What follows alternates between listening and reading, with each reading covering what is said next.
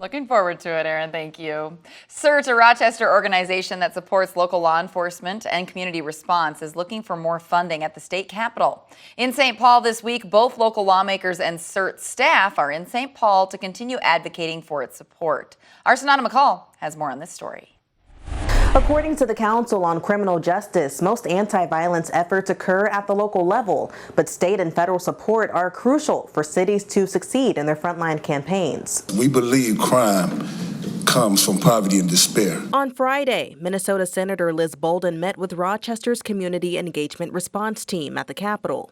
This team of volunteers has been working in our community with deep relationships. They really have been an incredible resource for our community. Bolden's Senate File 983 proposes $250,000 in state funding for C.E.R.T in the fiscal year 2026. By the end of the summer, there was no arrests and no other fights, and we created a culture downtown that people started caring for one another.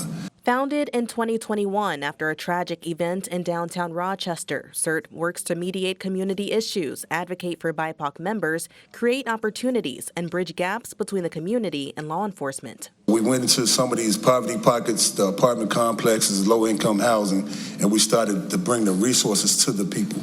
C.E.R.T also hosts community events with law enforcement, fostering important conversations. John Marshall High School Principal Matt Ruzek says C.E.R.T has helped rebuild trust with students and families. They readily come in now. They come in with the anticipation that there's going to be a positive change that occurs. C.E.R.T's impact also includes job opportunities. At the Olmsted County Fair, where youth disruption was an issue, the Fair Board president says C.E.R.T volunteers were able to connect with the youth. When C.E.R.T people walk in there, it's just, oh, yes, Mr. Bud. Yes, Mr. Andre. Yes, Miss Lisa. The Fair Board worked with C.E.R.T to create job opportunities, showing youth a different path forward. They really do a great job of showing these kids that there's another way to succeed in life. A resolution for Senate File 983 will be considered for a later time. In Rochester, Sananda McCall, KIMT News 3.